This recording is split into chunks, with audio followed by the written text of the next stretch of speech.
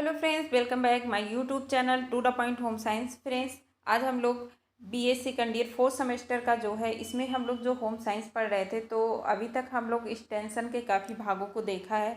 Extension education यानी कि आप लोग का पेपर जो है आवास एवं सतत शिक्षा, तो सेकंड पार्ट में जो हम लोग पढ़ रहे थे एक्सटेंशन एजुकेशन, उसको काफ़ी कुछ उसमें हम लोगों ने देखा। आई होप आप लोगों ने वीडियो देख लिया होगा।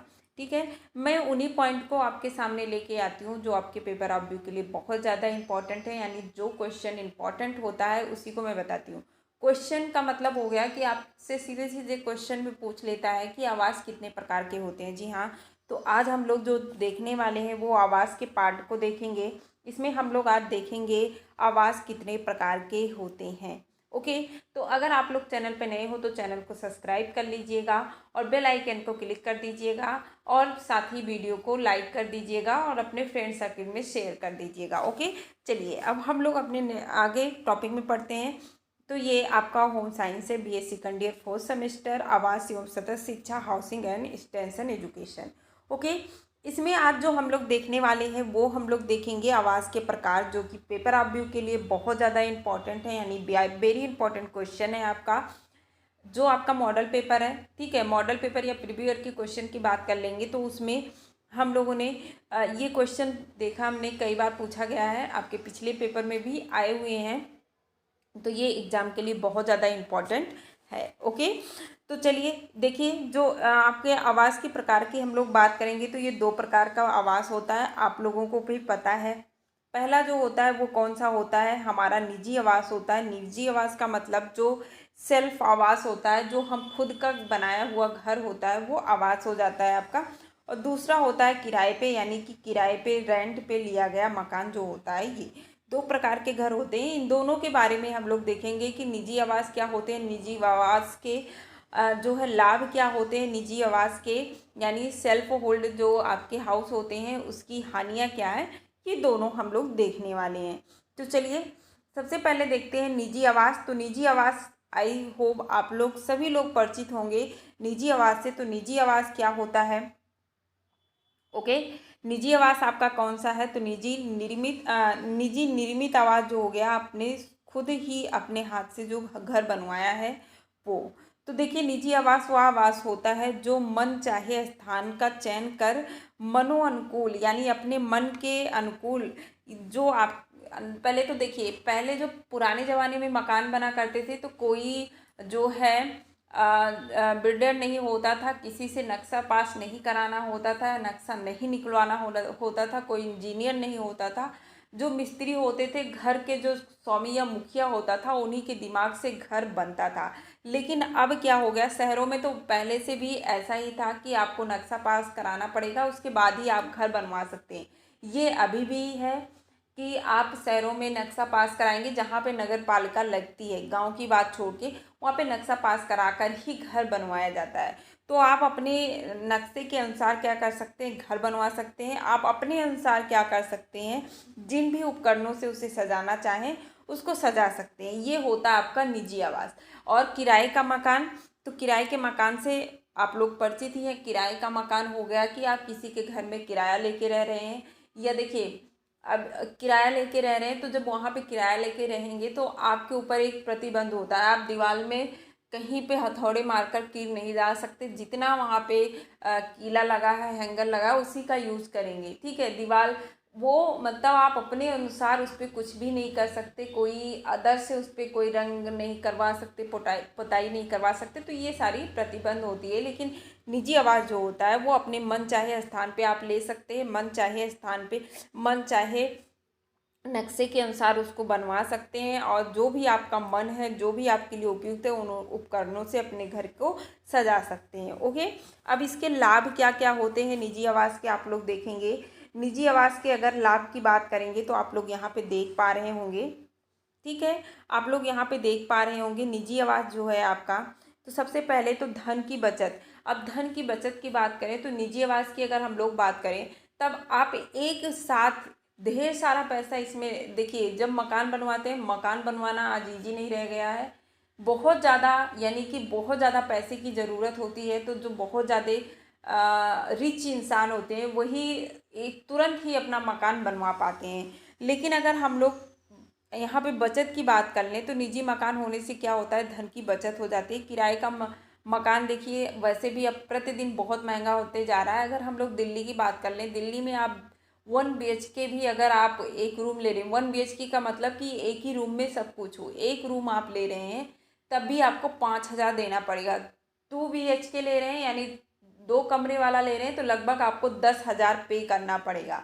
दिल्ली जैसे सिटी की बात कर लीजिए तो ठीक है। तो आप जितना बड़े सिटी में जा रहे हैं उतना ज़्यादा किराया आपका महंगा हो जा रहा है। कहीं कहीं पे क्या होता है कि पगड़ी देना पड़ता है। पगड़ी का मतलब होता है कि आपको कुछ पैसे जमा करना पड़ता है कि 20-30 हज़ार हम आपको जमा करके देंगे जब आप रूम, आपको किराया तो देना ही देना है। वो पगड़ी अलग से लेते हैं, मेंटेनेंस का लेते हैं, क्या लेते हैं। तो उसके बाद वो जब आप रूम छोड़ते हो तो उनको वो राशि जो आपने ली है उसको उन्हें देना, वो आपको वापस कर देते हैं, तो पगड़ी के रूप में होता है।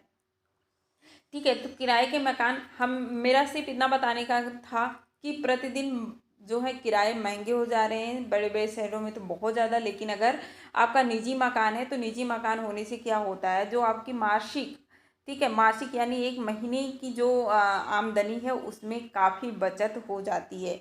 नहीं तो क्या होता है कि एक बड़ा भाग तो आपका किराया देने में ही चला जाता है। ओके, तो ये बात हो गई धन बचत की। अब हम लोग किसकी बात करेंगे, आर्थिक सुरक्षा। आर्थिक सुरक्षा की बात हो गई। निजी मकान देखिए स्थायी होता है, ठीक, स्थायी संपत्ति होती है आपकी। तो यहाँ पे जब स्थायी संपत्ति है तो इससे परिवार की आर्थिक सुविधा की संभावना बढ़ जाती है। यह सुरक्षा की बात कर ली, सॉरी, आर्थिक सुरक्षा की बात हो रही है यहाँ पे। तो आर्थिक सुरक्षा बढ़ जाती है। देखिए यह सुरक्षा विशेष रूप से वृद्धावस्था में महसूस होती है। कब वृद्धावस्था में, कब होती है, वृद्धावस्था में जब एक जो मुखिया होता है, क्या होता है, जो मुखिया आपका होता है, जब ये मुखिया वृद्ध हो जाता है, सेवानियुक्त हो जाता है, तब उसके पास इनकम की सुविधा नहीं रह पाती है। तब वो ऐसे में क्या, किराए के मकान का खर्चा नहीं उठा पाता है। तो उस समय ये जो मकान आपका निजी मकान होता है उस समय आपको ये आर्थिक सुरक्षा प्रदान करता है। उस समय आपको आपका जो आर्थिक मतलब अधिक जो किराया देना होता है उसका बोझ काफ़ी कम होता है। तो ये आपको आर्थिक सुरक्षा प्रदान करता है। अब हम लोग देखेंगे तीसरा पॉइंट आपका जो है, तीसरा पॉइंट में अगर हम लोग देखें तो सामाजिक प्रतिष्ठा की बात करें तो जिसका अपना मकान होता है समाज में उसका अपना अलग स्टेटस होता है। ठीक है, उसका अलग स्टेटस होता है और स्टेटस होने की वजह से उसको समाज के लोग अच्छे नज़र से देखते हैं और उसका समाज में एक अलग स्टेटस बनता है कि भाई इस बंदे के पास तो अपनी संपत्ति है। और ये संपत्ति कैसी होती है, अचल होती है, क्योंकि आपका होगा, आपके उसके बाद बच्चे का, बच्चे के बच्चे का, तो ये अचल संपत्ति होती है।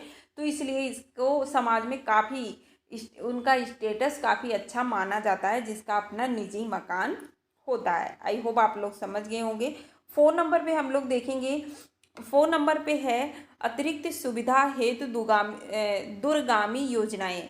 देखिए हमको पहले तो देखिए जो जिसके पास अधिक पैसा है, जो काफ़ी रिच लोग हैं उनके लिए तो सही है, वो एक ही बार में बिल्डिंग को अच्छे से मेंटेन करा लेते हैं। लेकिन जो व्यापारी लोग होते हैं, व्यवसाय करने वाले होते हैं, उनके पास इतना इनकम नहीं होता है कि वो एक ही बार में मेंटेन करा पाएँ। तो वो लोग क्या करते हैं, दूरगामी का मतलब क्या हुआ कि हमें और भी सुविधाएं मकान में, तो हम लोग धीरे धीरे करके अपने मकान में बदलाव करते रहते हैं। किसी और सुविधा की आवश्यकता पड़ती है तो सुविधाएं बढ़ाती जाते हैं। तो यही चीज़ है कि अगर आपका मकान है तो आप अपनी सुविधा अनुसार उसमें दूर तक, कभी कभी तक आपको जो है जैसे जैसे ज़रूरत महसूस होगी उस अनुसार से आप अपनी सुविधा बढ़ा सकते हैं, योजना बना सकते हैं कि नहीं मेरे बच्चे अब बड़े हो गए हैं, इनके लिए भी एक सेल्फ रूम चाहिए, तो चलो मैं ऊपर एक रूम और बनवा देता हूँ, 2 रूम और बनवा देता हूँ, बहू आने वाली है तो उसके लिए रूम बनवा देता हूँ, उसके लिए और मेंटेन कर सकता हूँ। तो ये सारी चीज़ें आपको निजी मकान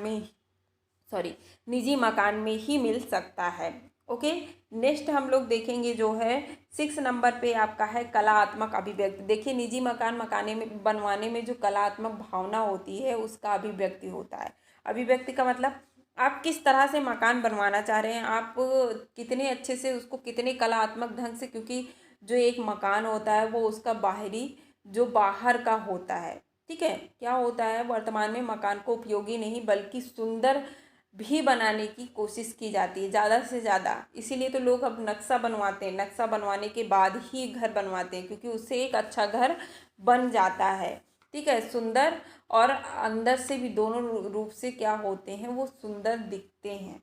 तो उसमें आपकी कलात्मक, आप कितना कलात्मक है, कितने अच्छे से अपने घर को बना सकते हैं, इसकी भी अभिव्यक्ति होती है। अभिव्यक्ति का मतलब ये हो गया कि प्रदर्शन आपको दिखता है। ओके, नेक्स्ट पॉइंट जो होगा वो आपका जो है अधिकतम सुविधा। 6 नंबर पॉइंट है क्या, अधिकतम सुविधा। अधिकतम यानी कि आपको अधिक से अधिक सुविधा मिल जाएगी। आपका घर बड़ा, बच्चे, फैमिली बड़ी हो रही है, परिवार बड़ा हो रहा है, शादी है, कोई भी फंक्शन है, तो ये आपके जो निजी मकान होंगे उसी में ये सारी सुविधाएं आपको उपलब्ध हो पाएंगी, किराए के मकान में नहीं। अगर आप 2 BHK लिए हैं तो आपका 2 BHK ही रहेगा, वो 3 नहीं हो जाएगा, चाहे आपकी फैमिली बढ़े, चाहे मेहमान आए, कुछ भी हो जाए। तो आपके निजी अगर आपका मकान है तो इसमें क्या होती है, परिवार की आवश्यकताओं के अनुसार ये जो है इसका नियोजन करके आप अपने अनुसार बना सकते हैं। ओके, जो है उसके बाद नेक्स्ट पॉइंट हम लोग देखेंगे 7 पॉइंट, और इसका लास्ट जो 7 पॉइंट देखेंगे, मकान के खुले स्थान का प्रयोग। अब देखिए, बहुत सारे मकान जब हम लोग मकान बनवाते हैं तो उसमें जो खुला भाग रह जाता है, कोई खुला स्थान है, बालकनी है, कोई भी चीज़ है, तो उसका आप लोग उपयोग कर सकते हैं। खुला स्थान है तो वहाँ पे आप लोग बागवानी कर सकते हैं, ठीक है। तो ये सारी चीज़ें आपको कहाँ मिल रहा है, चाहे किचन गार्डन की बात हो, आप पेड़ पौधे लगा रहे हैं, कुछ भी कर रहे हैं, इन सब करने के लिए आप अपने घर के खुले स्थानों का ही प्रयोग कर सकते हैं, किराए के नहीं। तो ये सारी लाभ होते हैं किसके, तो ये सारे लाभ होते हैं आपके निजी, यानी कि धन का बचत हो रहा है, आर्थिक सुरक्षा हो रही है, समाज में प्रतिष्ठा, एक अलग स्टेटस बन रहा है आपका, अतिरिक्त सुविधाएं भी, यानी कि आपको और अधिक उसमें सुविधा ऐड करना है। तो या मान लीजिए आपके पास इनकम कम है तो आप दूर तक, यानी कई सालों तक आप उसमें थोड़ा थोड़ा करके चेंजिंग कर सकते हैं। कलात्मक अभिव्यक्ति, आपने कितने अच्छे से घर बनवाया है, वो आपकी कलात्मक, या आप कितने क्रिएटिव हो, ये आपका प्रदर्शन करता है, ठीक है, ये शो करता है आप कितने क्रिएटिव हो, ठीक है।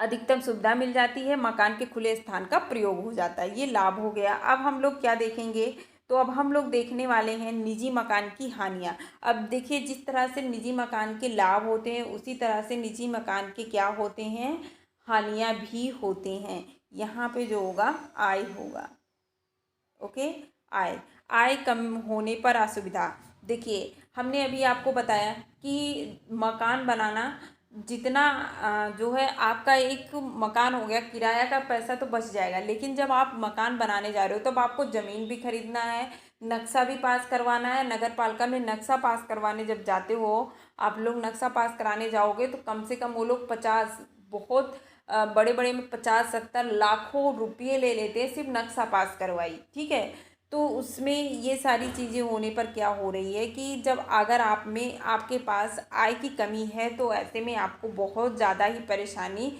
का सामना करना पड़ेगा और बहुत ज़्यादा आपको हानि होगी, बहुत ज़्यादा दिक्कत होगी। तो कहने का मतलब क्या हो गया कि आय कम होने पर आपको असुविधा होगी नए मकान बनाने में। भारी आकस्मिक व्यय का मतलब हो गया कि देखिए, जब आप एक मकान बना रहे हो तो आपको अपने आय का एक बड़ा भाग जो है उसमें लगाना पड़ेगा। तो जो परिवार अधिक संपन्न होते हैं वही एक बार में इतना पैसा व्यय कर पाते हैं, लेकिन मध्यम परिवार के लोग क्या होते हैं, वो उनको कहीं ना कहीं से इस मकान को बनाने के लिए ऋण लेना पड़ता है, यानी कि उनको ब्याज पे पैसा लेना पड़ता है। तो ब्याज पे जब वो पैसा लेते हैं तो उनको काफ़ी दिनों तक जो है ब्याज चुकाना पड़ता है, तो उनके ऊपर एक अलग बर्डन पड़ जाता है। तो ये हो जाता है आकस्मिक व्यय, यानी अचानक से उन्हें काफ़ी धन की आवश्यकता पड़ती है मकान बनाने में।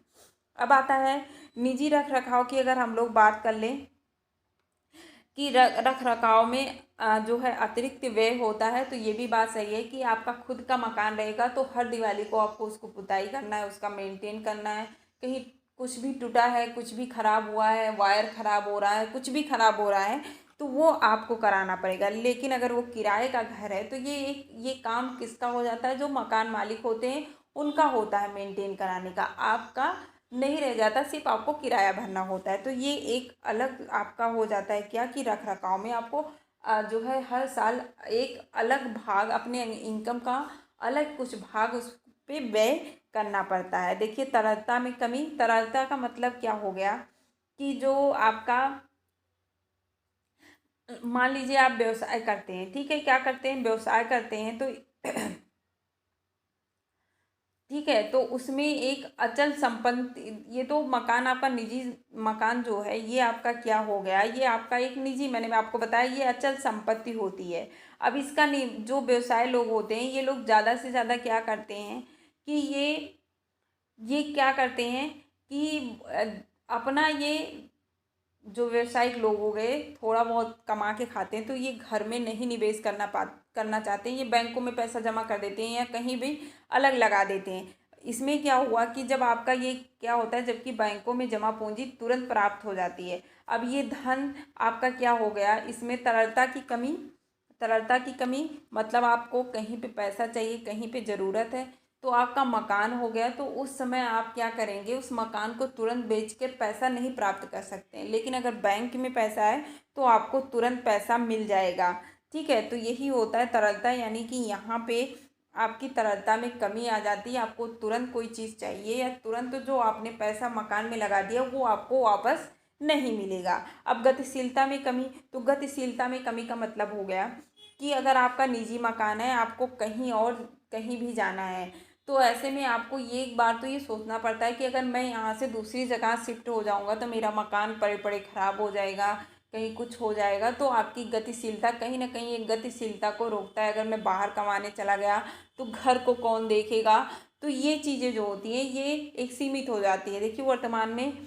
प्रतिस्पर्धा युग में निजी उन्नति के लिए व्यक्ति को गतिशील होना बहुत ज़रूरी होता है। बहुत बार एक ही जगह पर बने रहने से अच्छे मौके गंवा देते हैं। निजी मकान में रहने से व्यक्ति को उन्नति के लिए अच्छा मौका मिलते हुए भी नगर में नहीं उनको जाना मुश्किल हो जाता है। तो ये क्या हो गया, अचल संपत्ति होते हुए भी अचल संपत्ति हो जाती है, इसलिए उनकी गतिशीलता में क्या हो जाता है, कमी आ जाती है। जैसे अभी हम लोग महाराष्ट्र में रहते हैं तो किराए के मकान में रह रहे हैं, कहाँ रह रहे हैं, किराए के मकान में रह रहे हैं, या हमारा निजी मकान नहीं है, लेकिन हमारे सास ससुर कहाँ पे हैं, तो वो यूपी अयोध्या में है। ओके, तो वहाँ पे हमारा निजी मकान है। अगर हम लोग चाहते हैं कि हमारे सास ससुर भी आ जाएं, वो लोग वहाँ अकेले रहते हैं, हमारे साथ रहें, क्योंकि मेरे हस्बैंड का जॉब यहीं पे है, तो लेकिन ऐसा नहीं संभव हो पा रहा क्योंकि वहाँ पे अपना खुद का घर है, तो अब उस घर को छोड़कर यहाँ आना तो वो हमारी जो वहाँ पे अचल संपत्ति है उसका बहुत बड़ा भाग हानि हो जाएगा। तो ये सारी असुविधाएं, तो यानी गतिशीलता में कमी आ जाती है। ओके, अब देखिए वारिसों में लड़ाई, वारिसों का मतलब कि आपके 2 लड़के हैं, 3 लड़के हैं, आपकी एक अचल संपत्ति है, तो कभी कभी माँ बाप ने मान लीजिए सही तरीके से बंटवारा नहीं किया, किसी में ज़्यादा हो गया, किसी में कम हो गया, तो भाई भाई में क्या हो जाता है, मनमुटाव हो जाता है, उसमें आपस में लड़ाई होती है। ये सारी होती है जो आपके क्या होते हैं, तो आप बताएंगे कि ये सारी हानियाँ होती हैं आपके, ठीक है, जो है निजी मकान की। अब हम लोग देखेंगे किराए के मकान को, क्या देखेंगे, किराए के मकान को देखेंगे। किराए के मकान की अगर हम लोग बात करेंगे तो देखिए नगरों में निवास करने वाले अधिकतम परिवार किराए के मकान में रहते हैं। जैसे हमने अभी बताया कि हम किराए के मकान में रहते हैं। मकानों को स्वामित्व के आधार पर 3 श्रेणियों में बांटा गया, स्वामित्व के आधार पर 3 श्रेणियों में बांटा गया है। आपके जो किराए के मकान होते हैं ये 3 प्रकार के होते हैं। ये आपसे लघु उत्तरीय में क्वेश्चन पूछ सकता है, तो इसको थोड़ा ध्यान से देखिएगा कि 3 प्रकार के आपके किराए के मकान होते हैं। सरकार या किसी स्वायत्त संस्था के स्वामित्व के मकान। देखिए आप लोगों ने वो तारक मेहता देखा होगा, तारक मेहता देखते हैं जहाँ पे वो लोग गोकुल धाम में रहते हैं जो उनका है, तो वहाँ पे वो लोग एक मेंटेनेंस जो है मेंटेनेंस देना पड़ता है, जो कि हमेशा जेठालाल क्या करता है, लेट में भरता है। ठीक है, सब ने तारक मेहता देखा होगा, तो तारक मेहता में आप लोगों ने देखा तो वहाँ पे मेंटेनेंस जो ये सरकारी हो गया आपका, जो ये सरकारी या स्वायत्त संस्था द्वारा जो एक जो है कॉलोनी बना दी गई, उसके बाद सबको किराए पर दिया गया, फ्लैट दिया गया, तो वहाँ पे जो आप किराया रह रहे हैं तो वहाँ पे आपको अलग से आपको मेंटेनेंस के चेक देने पड़े, और भी सारी सुविधाएं हो गई, जैसे गार्डन बना हुआ है बच्चों के लिए तो उसके लिए देना पड़ा। तो ये सारी वहाँ पे होती है। निजी संस्था द्वारा निर्मित मकान, अब निजी संस्था कोई एक संस्था है जो कि प्राइवेट है, सरकारी नहीं है, प्राइवेट है, कोई संस्था है, उनके द्वारा एक भूमि पर मकान बना दिया गया, उसके बाद किराए पर दे दिया गया। उसके बाद व्यक्तियों द्वारा निर्मित मकान, तो ये तो सिंपल मकान, सिंपल का घर हो गया, किसी का घर है वो नीचे नीचे रह रहे हैं, ऊपर का जो उन्होंने रूम बनाया है वो किराए पे दे दिया है। जैसे मैं यहाँ पे रह रही हूँ तो हमारे मकान मालिक हैं, हम दो लोग किराए पे रहते हैं, इनका घर बस इतना सा है, ठीक है। तो ये होता है व्यक्तियों द्वारा निर्मित मकान। तो ये 3 प्रकार होते हैं। आई होप आप लोग समझ गए होंगे। एक सरकार द्वारा बनाया गया जो कॉलोनी वगैरह होता है, फ्लैट होता है, लोग फ्लैट खरीदते हैं, ये होता है आपका सरकारी। निजी संस्था द्वारा कुछ एक ऐसी संस्था होती है जो मकान को बनवाता है, उसके बाद सबको किराए पर देता है, उसके बाद व्यक्ति के द्वारा, ठीक है। जैसे आप अपने घर में किसी कोई एक रूम आपका खाली पड़ा है, आप उसको किराए पे दे दीजिए, आपके रूम का भी जो क्या हो रहा है उपयोग हो जा रहा है, साथ ही उसकी देख रेख भी हो जा रही है, आपको किराया भी मिल जा रहा है। ओके, तो ये 3 प्रकार के किराए होते हैं। अब किराए के मकान के लाभ हम लोग देखेंगे। क्या देखेंगे? किराए के मकान के लाभ, तो सबसे पहला लाभ जो होता है पूंजी की बचत। हमने बताया कि जब हम लोग क्या कर रहे हैं, घर बना रहे हैं, तो एकाएक हमें बहुत ज़्यादा इनकम की ज़रूरत पड़ती है। तो जो ये बहुत ज़्यादा इनकम की ज़रूरत पड़ रही है, इसकी हमारी क्या हो जाती है, बचत हो जाती है। लेकिन जो हम मासिक, ठीक है, मासिक कमा रहे हैं, इसमें से एक बड़ा भाग हमारा किराए में खर्च हो रहा है। हम यहाँ पे 10,000 रुपया किराया दे रहे हैं, मान लीजिए हमारा 50,000 या 20,000 जो भी चीज़ है हमारा, तो यहाँ पे क्या हो रहा है, एक बड़ा भाग, एक बड़ा अमाउंट, यानी कि 10,000 हम क्या कर दे रहे हैं, किराए पे दे रहे हैं, किराया दे रहे हैं, ये सुनने नहीं रहेगा। तो एक बड़ा भाग जो है हम लोग क्या कर रहे हैं, किराया दे रहे हैं। तो ये हमारा एक मासिक यहाँ पे तो नुकसान होता है। लेकिन जो 1 करोड़, 1 लाख, 2 लाख, 3 लाख में तो नहीं, मतलब 50 लाख रुपए लगते हैं एक घर को बनाने में, तो उसकी बचत हो जाती है। यहाँ पे उसकी बचत की बात हो रही है। ओके, आई होप आप लोग को क्लियर हो गया होगा। अब देखिए उत्तरदायित्व कम। अब आप, हमने आपको बताया कि जब हम लोग क्या कर रहे हैं, किराए का मकान बनवाते हैं, सॉरी, अपना खुद का मकान बनाते हैं, तो उसमें हमारा उत्तरदायित्व होता है कि उसके मकान को मेंटेनेंस करना, उसका रख रखाव करना, उसकी मरम्मत कराना, ठीक है। तो ये सारी चीज़ें जो होती है किराए के मकान में, आपके ऊपर से हटकर किसके ऊपर चला जाता है, मकान मालिक के ऊपर। अब आता है अधिक गतिशीलता। हमने बताया जब आपका खुद का मकान होगा तब आपको कहीं पे जाने में, आपकी कहीं पे जॉब भी मिल रही, कुछ भी मिल रही, तो आपको अपना घर छोड़ के जाने के मोड में, यानी कि यहाँ पे हमारा घर है, मैं वहाँ पे शिफ्ट हो जाऊँगा तो यहाँ नुकसान होगा, ये सोचकर हम लोग बाहर नहीं जाते हैं। तो ऐसे में जब किराए का घर होता है तो ये सोचने की ज़रूरत ही नहीं पड़ती है। क्योंकि देखिए ज़्यादा से ज़्यादा जो सरकारी नौकरी कर रहे हैं या प्राइवेट नौकरी कर रहे हैं, इनका स्थानांतरण होता ही होता रहता है। जैसे कि यहाँ पे देख सकते हैं, स्थानांतरण की स्थिति में अधिक अधिक सुविधा, यह था अधिकाधिक, ठीक, अधिकाधिक सुविधा ये थी। तो अधिक सुविधा तो वही चीज़ है कि जब हमारा खुद का मकान नहीं है, हमने अपना बोरिया बिस्तर बांधा, कहीं भी चले गए, तो हमारी गतिशीलता भी बढ़ी रहती है। हमको ये भी टेंशन नहीं रहता कि घर छोड़ के जाएंगे चोरी हो जाएगी या कुछ हो जाएगा, ये सारी चीज़ें हमारी टेंशन से हट जाती है। तो हम कहीं पर 1 महीने के टूर पे चले जाएं, 2 महीने के टूर पे चले जाएं, आराम से कहीं भी जा सकते हैं। और स्थानांतरण की बात आती है तो जो सरकारी नौकरी करते हैं उनका हर तीसरे महीने जो है, सॉरी, तीसरे साल जो है उनका ट्रांसफ़र होता रहता है। तो ऐसे में उनको काफ़ी सुविधा होती है, वो कहीं पर जाकर शिफ्ट हो जाते हैं। तो ये लाभ होते हैं किसके, किराए के मकान के। ओके, अब हम लोग इसकी हानियाँ देखेंगे।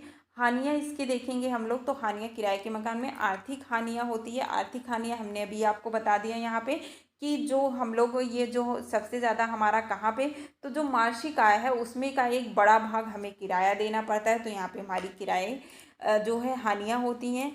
देन जो है ढूंढने में असुविधा होती है। देखिए यहाँ पे आज नहीं रहेगा, ये रहेगा असुविधा। ओके, असुविधा होती है ढूंढने में, हमें किराए का मकान कभी कभी तो ऐसा होता है कि बहुत ज़्यादा, इतना ज़्यादा ढूंढना पड़ जाता है, इतना ज़्यादा ढूंढना पड़ जाता है कि आप लोगों को सॉरी कभी कभी इतना ज़्यादा ढूंढना पड़ता है कि हम ढूंढते ढूंढते अच्छी जगह हमें नहीं मिलता है, तो बहुत ज़्यादा ही सकड़ी गली में मिल जाता है, तो बहुत ज़्यादा कभी कभी बहुत दिक्कत होती है। तो ये चीज़ें बड़े बड़े नगरों में तो ये बहुत ज़्यादा असुविधा होती है। तो अगर आपका खुद का मकान है तो इस समस्या से आप बच सकते हैं। ओके। और इसका लास्ट पॉइंट जो होगा, आसपास के पर्यावरण पर नियंत्रण की कमी। देखिए, खुद का आपने घर लिया तो उसको सोच समझ कर आपने बनवाया, अपने परिवार के जो परिवार हैं उनके स्वास्थ्य के अनुसार, उनका वहाँ पे खुले क्षेत्र, जमीन आदि को देखकर आप घर बनवाते हैं। लेकिन किराए के मकान में ऐसा नहीं हो पाता है। किराए का मकान वैसे भी आजकल तो बहुत मुश्किल से मिलता है। ओके। आजकल वैसे भी बहुत मुश्किल से मिलता है। अगर हम लोग शहरों की बात करें तो हम वही बता रहे हैं, तंग गलियों में मिल गया तो वहाँ पे गाड़ी पार्क करने की सुविधा नहीं है, तो आपको बड़ी मुश्किल से निकलना पड़ रहा है। कोई गाड़ी पार्क कर दिया तो आप बाइक लेके नहीं चल पा रहे, तो ये सारी असुविधाएं होती हैं। इस पर आपका कोई नियंत्रण नहीं होता है। आई होप आप लोग को समझ में आ गया होगा। आज हमने जो इसमें पढ़ा है, हमने पढ़ा है आवास के प्रकार। हमने आपको आवास के प्रकार दो बताए हैं, निजी आवास और किराए की आवास। हमने दोनों के लाभ और उनके प्रकार क्या हैं और हानियां देख लिया। ये बहुत इंपॉर्टेंट क्वेश्चन है। फिर मैं आप लोगों से कहूँगी कि आपकी वेरी इंपॉर्टेंट क्वेश्चन है, तो आप लोग इसको मिस ना करिएगा। ओके, मिस ना करिएगा। ये सन 2000 जो है 22 में भी आया था क्वेश्चन में, तो इसको बिल्कुल मिस मत करिएगा। अगर आप लोगों को वीडियो पसंद आई हो तो लाइक कर दीजिएगा और शेयर कर दीजिएगा अपने फ्रेंडों के साथ। ओके, नेक्स्ट वीडियो में फिर मिलते हैं, तब तक के लिए बाय बाय, जय हिंद।